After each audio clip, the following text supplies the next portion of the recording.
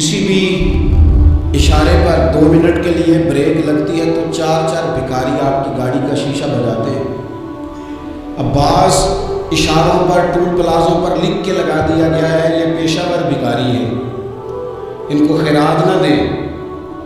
لیکن میرا سوال یہ ہے کہ ان سارے بھکاریوں کو ایک جگہ پہ کھڑا کر کے پوچھنا کس نے ہے کہ تم بھیک کیوں مانگ رہے ہو؟ ان کے گھروں تک ان کے ساتھ کس نے جانا ہے؟ کون آدمی ہے جو جا کے ان سے کہے گا کہ جناب تم کیوں خیرات کے لیے کھڑے ہو، تمہاری مجبوری کیا ہے؟ کہ ریاست کی، حکومت کی، تاجر کی، مالدار کی، تگڑے آدمی کی یہ ڈیوٹی نہیں؟ ان تک رسائی کس نے حاصل کرنی ہے؟ وہ بیوہ جو پچھلے سال دروازے پہ زکوٰۃ دینے آئی تھی وہ اس سال بھی آئی ہے، وہ خاتون جسے پچھلے سال آٹے کا تھیلا دیا تھا وہ اس سال بھی آئی ہے، وہ خاتون جو پچھلے سال 4 بچوں کو ساتھ لے کر کے چھوٹوں کو آئی تھی وہ آج بھی اسی طرح کشکولے طرف دراز کیے ہوئے ہیں۔ اور حضرت عمر کیا فرماتے ہیں؟ سیدنا فاروق اعظم رضی اللہ تعالیٰ عنہ ارشاد فرماتے ہیں، اس کو امام بہقی نے اور امام سیوطی نے نقل کیا ہے، حضرت عمر فرمایا کرتے تھے کہ اگر میں زندہ رہا تو عراق والوں میں تمہاری بیواؤں کے لیے ضرورت کا اتنا سامان کر دوں گا کہ بی بی جب تک زندہ رہے گی کسی کی محتاج نہیں ہوگی۔ اس کے لیے اس طرح کے اسباب پیدا کر دیے جائیں گے کہ اسے حاجت نہیں ہوگی، اس کے لیے مستقل بنیادوں پر اس کے اخراجات دیکھ کر اس کے لیے اہتمام کر دیا جائے، اسے دوبارہ کشکولے طلب دراز کرنے کی ضرورت نہیں پڑے گی۔ ایک صحابی تھے حضرت جناب سیدنا خفاف بن ایمان غفاری رضی اللہ تعالیٰ، انہوں نے بڑا کردار ادا کیا تھا میدان احد میں، انہوں نے اور ان کے صاحبزادے نے۔ تو ان کی بیٹی ایک دن حضرت عمر کے پاس آئی، اب وہ بیٹی بیاہ کے جا چکی تھی، اس کی شادی ہو گئی تھی۔ حضرت خفاف بن ایمان رضی اللہ تعالیٰ عنہ کی صاحبزادی اپنے سسرال چلی گئی تھی، وہاں اس کا خامد انتقال کر گیا، وہ خاتون واپس آ گئی، وہ حضرت عمر سے ملی، بیوہ عورت۔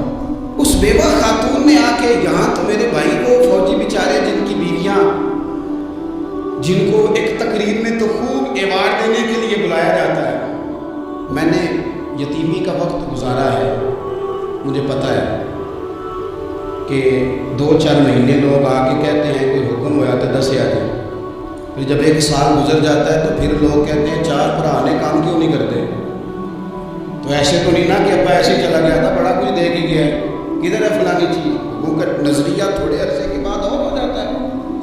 آپ نے بڑے بڑے شہداء کے گھروں میں ایوارڈ تو دیے، کیا کبھی آپ نے پلٹ کر دوبارہ غور کیا کہ ان کے بچے کہاں ہیں، ان کی بیوہ کس حال میں ہے؟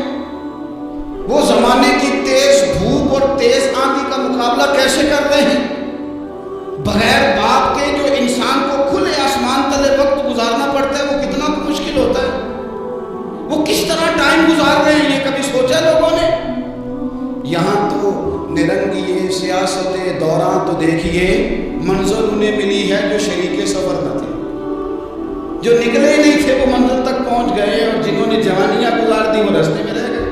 حضرت خفاف بن ایمان کی صاحبزادی بیوہ ہو کے آ گئی، بچے ساتھ تھے، سرے راہ جناب عمر سے ملی اور مل کے کہنے لگی حضور میں اس صحابی کی بیٹی ہوں جنہوں نے احد والے دن اپنے بیٹے کے ساتھ مل کے محاصرہ کیا تھا، بچے میرے یتیم ہو گئے ہیں، میں بیوہ ہوں۔